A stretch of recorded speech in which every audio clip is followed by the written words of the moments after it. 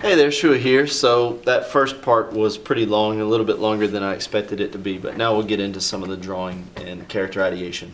One of the things that I think is really important is understanding gesture, posture, and an overall feel of a character. So in this tutorial I'm going to draw two characters side by side. One I'm going to make a little bit more heavy set and a little more frumpy. The other one I'm going to make a little bit more tall. I'm thinking about his head like this, and I'm thinking about his belly like this. And so already he's got the feeling of a squash. And when I'm thinking about my tall, lanky guy, obviously I want his head to be taller. I'm thinking about the lankiness of his body, so I want his legs to be kind of, you know, tall, and his midsection and the rest of him to be a little bit more strung together. So even right there, I don't know if you can see that. I'll try and get it dark enough where you can kind of see on screen. But I've already got a very definite feel to these characters.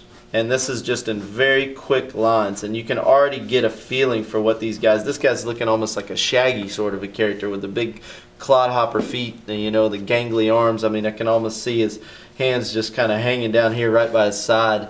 And, you know, you get the fingers kicked back this way, and he's just really, you know, a kind of a gangly guy. This guy a little more frumpy. You know, you can already start to feel a personality from him. I'm thinking about the mouth there as I drew that line. And he might also have his hands hanging down by his side, but obviously with the bigger meaty mitts and the meaty digits, you know, he's got a little bit more size to him. So yeah. So I'm just going to kind of get into this a little bit and start to just draw kind of how I'm feeling gesturally first, and then we can get into some of the specifics on clothes and all that stuff later.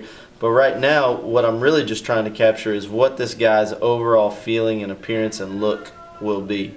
And I think too it helps to kind of study, like I was saying in the previous video, it helps to look at photographs to kind of give you an idea of personality.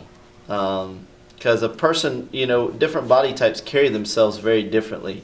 And even within two people who might have the same body type will carry themselves differently just according to their personality, kind of the way they just carry themselves differently. And you can really capture that. So you might have one tall, lanky guy who's really gawky and kind of nerdy and doesn't carry himself with much confidence. On the other hand, you could have a guy who's tall and lanky and has a lot of swagger. You know, he carries himself with a lot of confidence. And so while they might have a similar build, the way that you draw them will communicate their personality as well. And so that's why I think starting with a gesture first does a lot to help you with the details. Instead of focusing on the details right away, I think what happens then is you can get a very static looking drawing. If you're really concerned too much even about the clothes that they're wearing off gate, I think that you're gonna get distracted by the details and not really capture a personality. And granted, there's all different reasons to draw. Sometimes you have to draw to figure out the costuming and those kind of things. So I'm not saying that you do away with those, but in order to create a character and create a personality and create somebody that jumps off the page and people can relate to and feel like they've seen this person before, feel like they've seen that personality before somewhere. I don't know who it is, but there's somebody or something about that character that your audience can relate to. I think that's a really good thing to be able to pull out. That relatability really helps people connect with your story. So, alright.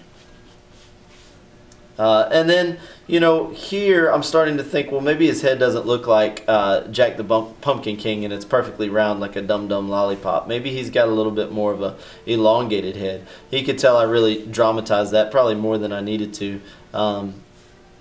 So just using a light line weight allows me to kind of take back some of the things that I don't want to say about this character visually. So maybe he's got a big chin. Maybe this guy's got a real big chin. So I put his mouth up a little bit higher. Maybe a little bit of a Jay Leno style chin or something like that. Maybe he's got like a big nose You know, I don't know. You know, everybody's different. There's so many different things you can do. It's limitless. And part of character ideation, part of design, is kind of going through a lot of iterations. Like, let's say, oh man, I really kind of like that guy's head, but I don't like what I did with his nose. I want to give him a different nose. Well, real quickly, it doesn't hurt to come out here, kind of pop out a similar looking head, you know, as close as you can. It doesn't have to be perfect, especially not at this stage, because you're kind of getting to know this character as you're drawing them, and it's just not going to be perfect. But let's say I like the big chin and I want to keep the mouth. Okay, so he's got a big chin. Cool, he's got a mouth like that. But let's say I don't like that hook nose. Let's say I want him to have more of a, I don't know, maybe a sloping nose, one that cuts back in a little bit more. Maybe that fits his personality a little bit better. Maybe he's a little more laid back. Maybe this guy, this nose might make him feel a little bit more aggressive, right? This one might make him look a little bit smoother, a little bit more laid back, right? Maybe the eyes too, you know. Each time I do an iteration, you know, maybe that makes him look too drowsy. I don't know. I'm just kind of creating as I go, and I'm studying as I do that and noticing what each part contributes to the face. So if I'm saying here, that's really cool, but he looks too drowsy. He looks almost sickly with those eyes. I might change it up the next time and draw another head over here. You know, similar size, similar dimensions, but try to work out, you know, I still like the mouth. I'm still convinced that mouth is good.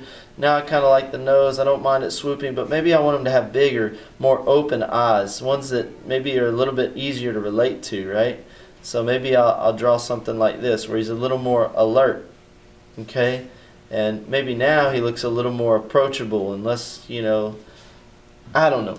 You just kind of got to keep going through it and keep reiterating it, you know, as quickly and as well as you can until you get a character that you really start to like and can really carry your story forward.